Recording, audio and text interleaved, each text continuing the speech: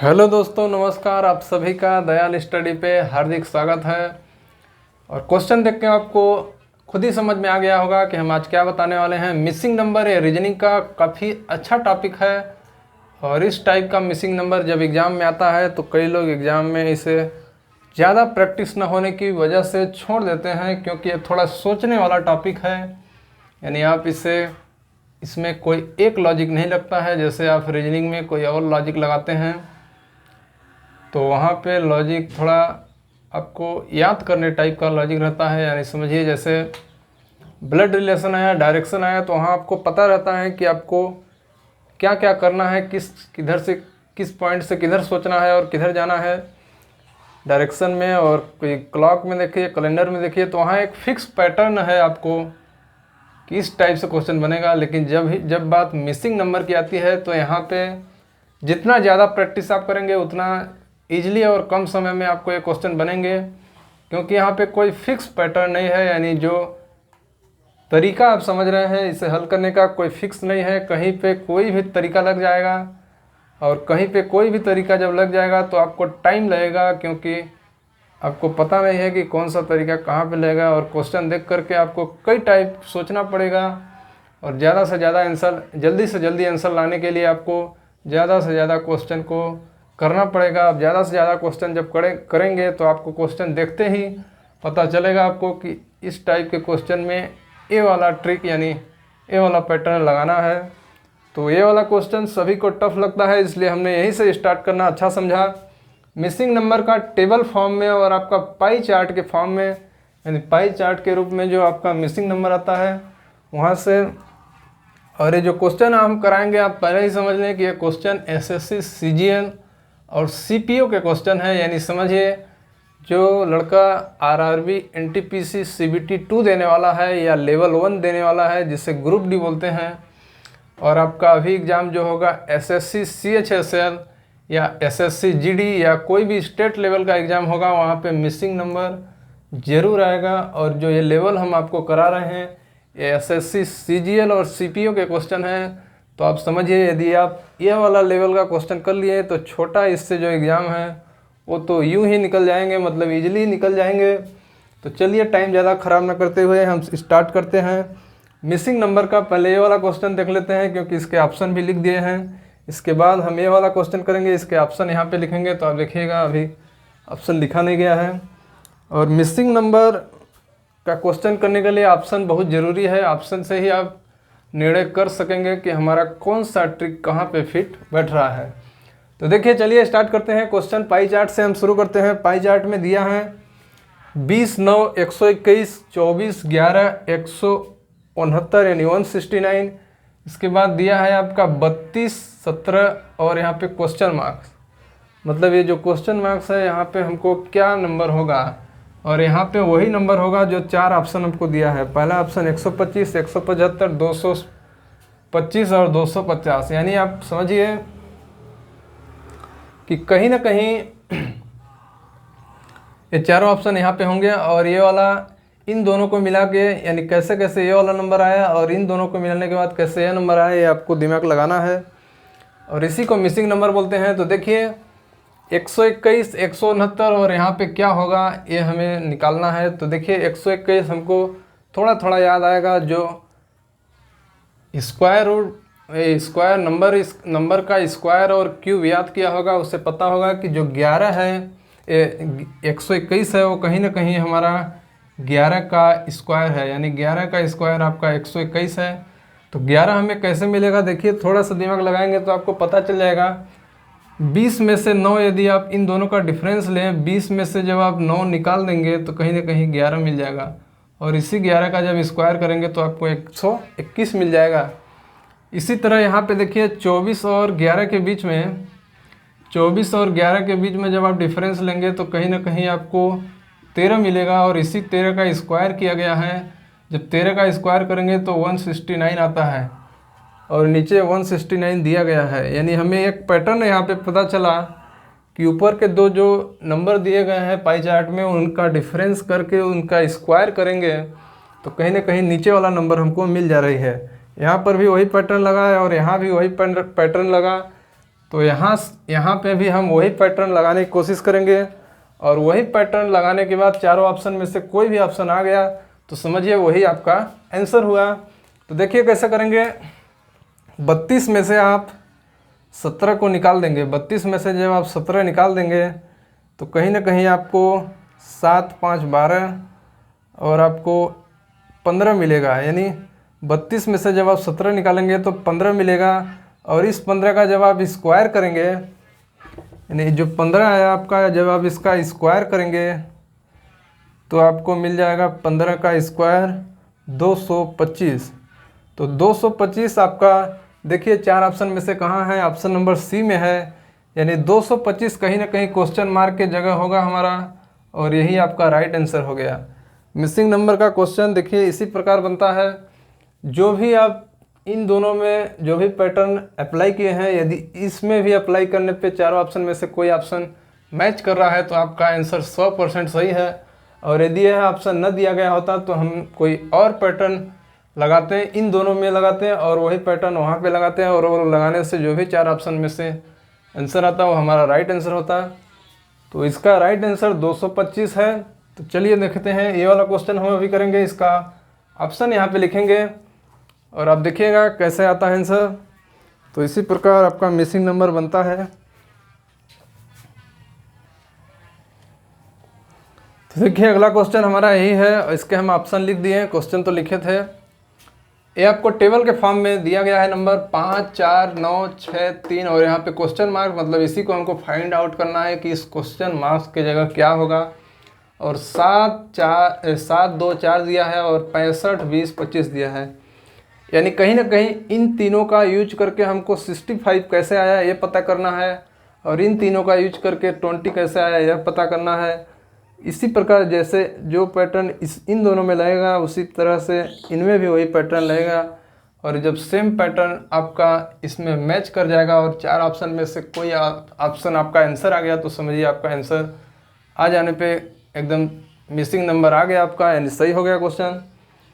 और आप ऐसे इसको बोलते हैं कॉलम, यानी कॉलम में हमने कुछ न कुछ अप्लाई किया, कॉलम 1 कॉलम 2 कॉलम 3 हो गया। और जब हम इस तरह से करेंगे लेफ़्ट टू राइट तो इसे रो बोला जाता है। यानी रो 1 रो 2 रो 3 रो 4, यानी 4 रो दिए गए हैं और 3 कॉलम दिया गया है। तो जब भी कोई बड़ा नंबर आपको दिखे तो आप समझिए कि उस बड़ा नंबर को कैसे पाया गया है, इन तीनों में कुछ न कुछ अप्लाई किया गया होगा, इसके बाद ही हम बड़ा नंबर प्राप्त किए होंगे। यानी एक बात तो हमें पता चल गया कि इन सभी को ऐड करने पे हमें कभी भी 65 नहीं मिलेगा, तो हमें कुछ ना कुछ मल्टीप्लाई करके ऐड करना पड़ेगा और वही हमारा आंसर होगा। तो चलिए देख लेते हैं क्या करते हैं।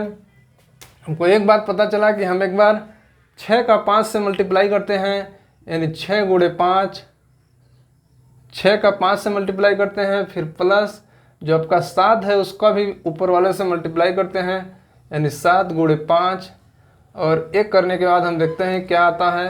तो 6 पंचा 30 और 7 पचे 35, और इनको जब हम ऐड करते हैं तो कहीं ना कहीं हमारा 65 आता है। यानी 5 में 6 का और 5 में 7 का मल्टीप्लाई करने पे हमारा 65 यानी नीचे वाला संख्या आ जा रहा है। अब देखते हैं कि यही वाला पैटर्न इन दोनों कॉलम में लगता है कि नहीं। यदि लग जाता है तो हमारा राइट आंसर आ जाएगा। देखिए 3 और 4 का मल्टीप्लाई करते हैं, 3 चौक 12 आ जाएगा आपका, और आपका 2 और 4 में मल्टीप्लाई करते हैं तो 2 चौको 8 आ जाएगा, यानी 12 और 8 जब जोड़ेंगे तो 20 आएगा। यानी कहीं ना कहीं हमें लास्ट वाली संख्या यानी जो बड़ी संख्या है वो आ गई। अब देखते हैं कि लास्ट वाले में अप्लाई होता है कि नहीं। यदि लास्ट में अप्लाई हो गया और 4 ऑप्शन में से कोई ऑप्शन मैच कर गया तो हमारा सही है पैटर्न। चलिए देख लेते हैं क्या होता है कैसे। तो हम किए क्या थे कि ये जो सेकंड वाला नंबर है उसका फर्स्ट से मल्टीप्लाई किए थे, और जो थर्ड वाला है उसका भी फर्स्ट से मल्टीप्लाई करने के बाद हमने ऐड कर दिया था। तो चलिए यहाँ पे कुछ नहीं है तो हम इसको x मान लेते हैं। सहूलियत के लिए हमने x मान लिया है, और जब x मान लिया तो उसे x मान के हम हल करते हैं। देखिए क्या है कि x का हम पहले 9 से मल्टीप्लाई करेंगे तो 9x आ जाएगा, फिर प्लस जो हमारा 4 दिया है उसका हम इससे मल्टीप्लाई करेंगे तो 9 चौक 36 आ जाएगा, और इन दोनों को ऐड करने पे हमारा ए वाला नंबर आना चाहिए, मतलब ये जितना है उसके बराबर हम कर देंगे। तो यहाँ पे देखिए 9x बराबर, हम जब इसको 25 को इस साइड लाएंगे तो कहीं ना कहीं यहाँ 25 माइनस 36 हो जाएगा, और 25 माइनस 36 जब हम करेंगे तो हमारा कहीं ना कहीं 9 आ जाएगा, 9 आ जाएगा। और इस साइड में 9x है तो x बराबर हमारा 9/9 हो जाएगा, और 9/9 1 होता है, यानी x की वैल्यू कहीं ना कहीं हमें 1 मिल गई, और यही हमको 1 की ज़रूरत थी। तो आपका ऑप्शन नंबर 1 मैच कर गया, यानी x के जगह हमें 1 रखना पड़ेगा, यानी क्वेश्चन मार्क के जगह कहीं ना कहीं हमको 1 रखना पड़ेगा, तो हमारा राइट आंसर आ जाएगा। इस तरह से आपको लगाना था मिसिंग नंबर में। तो आप समझिए इसी तरह से होगा। कुछ और क्वेश्चन देख लेते हैं, आया हुआ है क्वेश्चन में एग्जाम में।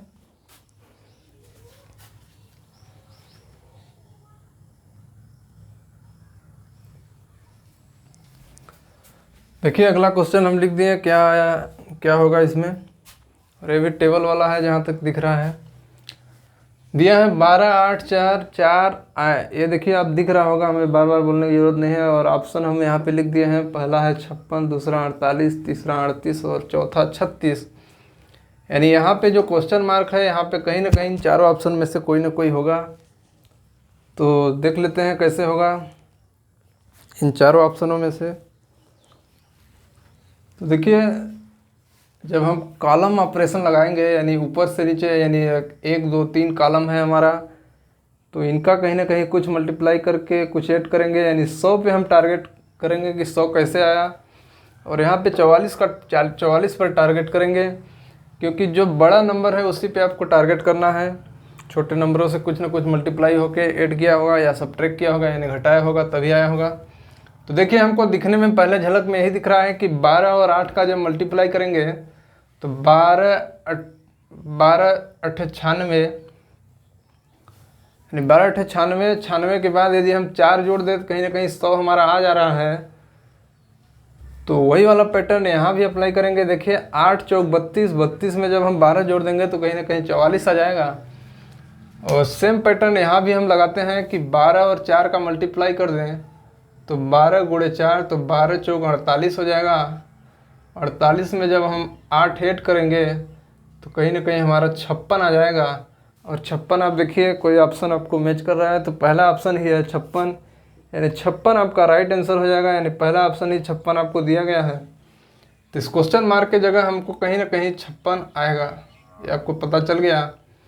और ये वाला क्वेश्चन देख लेते हैं, यहाँ भी दिया है, ये भी इसी टाइप का लग रहा है। देखिए 5, 6, 7 को मिला के कहीं ना कहीं 23 बनाया गया है, और 4, 5, 6 को मिला करके 14 बनाया गया है। इसी प्रकार इन तीनों का कुछ न कुछ करके क्वेश्चन मार्क की जगह क्या आएगा, और 4 ऑप्शन भी दिया है। उम्मीद है कि हमें दिख रहा होगा आपको, 23, 17, 7 और 12 4 ऑप्शन दिया गया है। तो देखिए यहाँ पे हम एक थोड़ा सा कुछ न कुछ मल्टीप्लाई करके लाने की कोशिश करेंगे। देखिए कैसे कि 6 7 42, 6 7 42, इन दोनों का मल्टीप्लाई करने के बाद यदि हम 5 को ऐड या सब्ट्रैक्ट यानी घटाना ही पड़ेगा, तो 42 में आप 5 निकालेंगे तो कहीं ना कहीं 38 आएगा, लेकिन हमको यहाँ पे 23 दिख रहा है। तो इन दोनों को मल्टीप्लाई करने से काम नहीं चलने वाला है, हमको पता चल गया।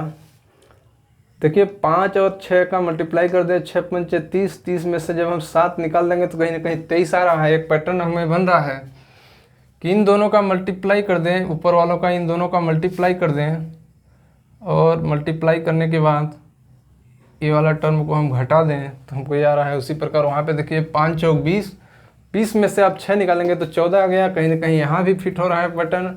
इसी प्रकार यहाँ पे 4 3 12, 12 में से आप 5 निकाल देंगे तो कहीं ना कहीं 7 आएगा।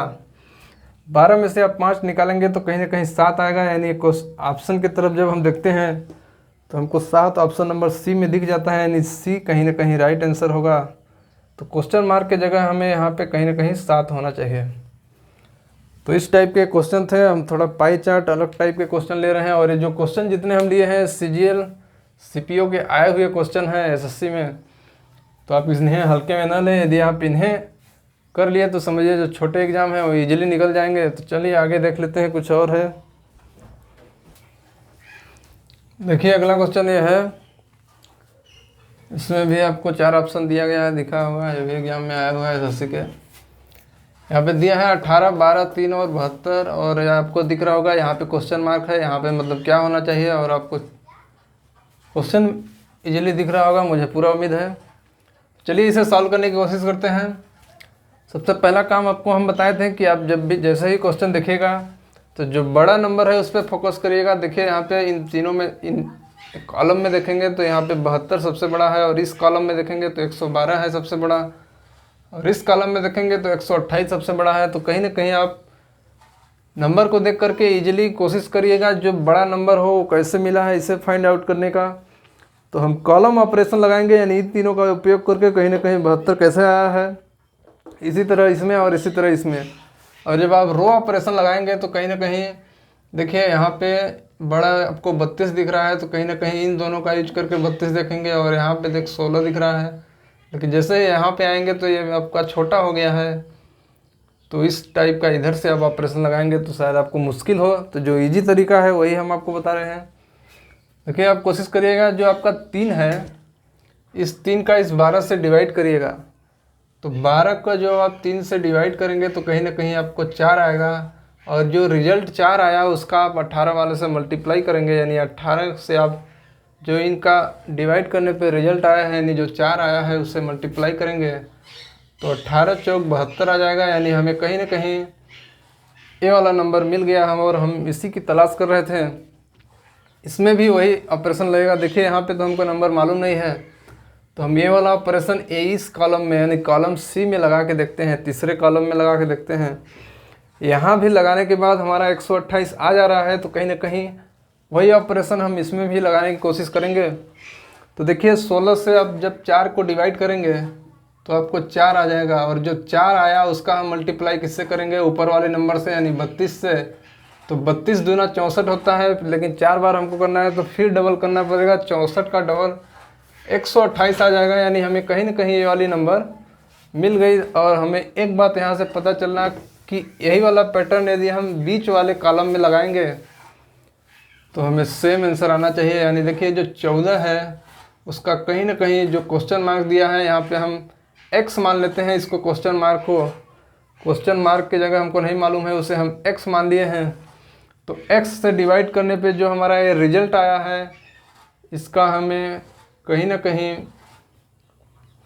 मल्टीप्लाई करना है, किससे, ऊपर वाले नंबर से, यानी 24 से मल्टीप्लाई करेंगे तो ये हमारा 112 के बराबर आना चाहिए, यानी 112 के बराबर आना चाहिए।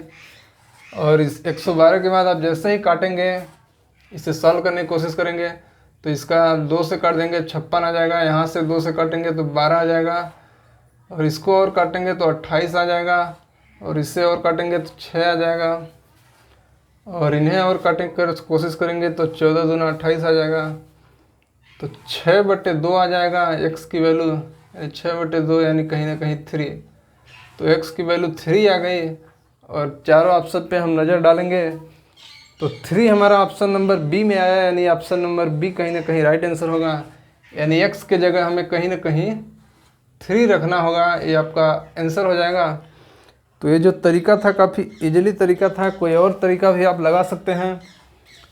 आप इस तरह से लगाएं कि इन दोनों का यूज करके थर्ड नंबर हमारा जो बड़ा वाला नंबर है वो कैसे आया, इन दोनों का यूज करके कैसे आया, तो उससे भी आ जाएगा। हालांकि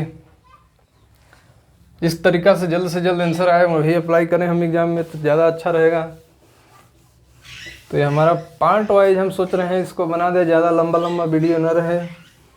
तो ये आपका पार्ट फर्स्ट हो गया, और पार्ट सेकंड भी हम बनाने की कोशिश करेंगे। तो चलिए बहुत बहुत धन्यवाद, वीडियो देखिएगा, बहुत कुछ सीखने को मिलेगा। और जो ये मिसिंग नंबर का ये वाला आपका टेबल फॉर्म में और पाई चार्ट आता है, ये काफ़ी टफ माना जाता है। तो टफ को हम इजी करने के लिए हमने यही टॉपिक चुना आपका मिसिंग नंबर का, और देखेंगे पार्ट 2 में क्या बनता है।